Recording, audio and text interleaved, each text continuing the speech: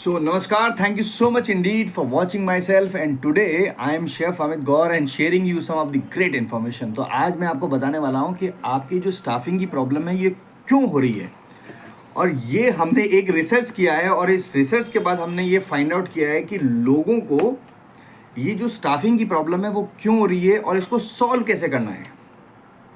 सुनना चाहते हो? आपको मेरे बाल कैसे लग रहे हैं? How you like my hairs? मैंने एक वो किया है तो इसलिए मैंने सोचा है कि मैं तब तक वो काम नहीं होगा तब तक मैं बाल नहीं कटाऊंगा। तो I am growing my hairs और जब भी मैं किचन में जाता हूँ तो उसको टाई करना पड़ता है, बांधना पड़ता है, लॉट ऑफ प्रोसेस।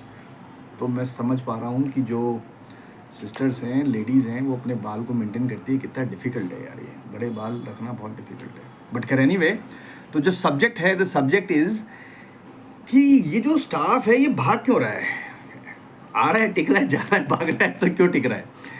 ओके, सो मैंने एक रिसर्च की है और उस रिसर्च के आधार पे हम लोग इस नतीजे पे पहुंचे हैं कि क्यों होटल का जो स्टाफ है या रेस्टोरेंट का जो स्टाफ है, हम किसी को भी लाते हैं वो टिकता नहीं और वो छोड़ जाता है, और हम ऐसा क्या करें कि ये प्रॉब्लम सॉल्व हो जाए। ऐसा आइडिया बताऊंगा जो आज तक किसी ने नहीं बताया होगा आपको और आपकी प्रॉब्लम सॉल्व हो जाएगी मैन पावर की। देखिए, जब भी आप किसी को रिक्रूट करते हैं, आप हमेशा देखेंगे, अगर आपका एक नया रेस्टोरेंट है और आप किसी बंदे को रिक्रूट कर रहे हैं तो आप हमेशा एक हाई एंड जगह से उस बंदे को रिक्रूट करते हैं, यानी कि आप अपना एक बेंचमार्क सेट करते हैं। फॉर एन एग्जांपल, आप एक बी ग्रेड रेस्टोरेंट है, अब आपको एक शेफ़ चाहिए या एक मैनेजर चाहिए या कोई भी एम्प्लॉय चाहिए, तो आप ये सोचते हो कि वो ए ग्रेड रेस्टोरेंट से मेरे पास आके ज्वाइन करे। तो वो जब आप बी ग्रेड के अंदर ए ग्रेड के एम्प्लॉयज़ को रिक्रूट करते हैं तो प्रॉब्लम क्या होती है कि वो जो ए ग्रेड वाला होता है वो परफॉर्मेंस भी नहीं करता है, और जब वो बी ग्रेड रेस्टोरेंट में आता है तो तनख्वाह तो उसकी बढ़ जाती है, नो डाउट, बट जो इंफ्रास्ट्रक्चर है और जो फैसिलिटीज़ है वो नहीं बढ़ पाती, और इसी कारण से मैक्सिमम जो स्टाफ है वो 2-3 महीने के बाद वापस उस जगह को छोड़ के चला जाता है। ये एक बहुत बड़ा कारण है इंडस्ट्री का। तो लोगों को जो ग्रोथ चाहिए, जॉब के अंदर ग्रोथ चाहिए, अब बहुत इजी साइकोलॉजिकल पॉइंट है कि अगर किसी को ग्रोथ चाहिए तो उसको पैसे की ग्रोथ चाहिए। मतलब किसी को अगर ग्रोथ चाहिए तो उसको पैसे की ग्रोथ चाहिए, लेकिन पैसे की ग्रोथ जैसे ही हो जाती है तो उसको पता चलता है अरे यार ये तो this is not a right place for me, और वो छोड़ देता है।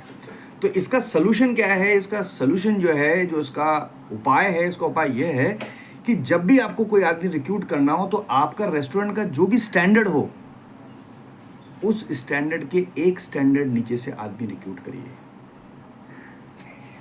यस, यानी कि अगर आपका रेस्टोरेंट बी ग्रेड है तो आपको स्टाफ चाहिए ढाबे का, और उसको अपने हिसाब से ट्रेंड करो।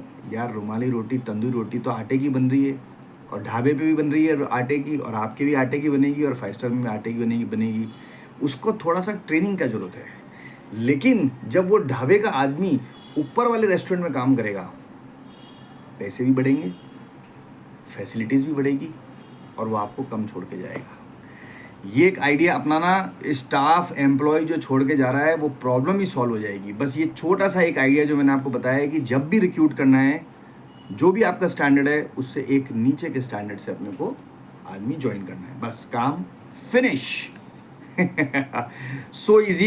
इस प्रोसेस को हम लोगों ने अभी चालू किया 1 महीने पहले। आप विश्वास नहीं करेंगे, हमारा जो सक्सेस रेट है, पहले जो 78% था वो इंक्रीज होके वो 95% तक हो गया। सो मुझे लगा कि ये मैं आपको ही बता देता हूँ, और कहीं भी आपको स्टाफिंग चाहिए, शेफ़ चाहिए, रिक्रूटमेंट चाहिए, तो एज वी डू, मार्केटिंग तो करनी पड़ेगी अपनी।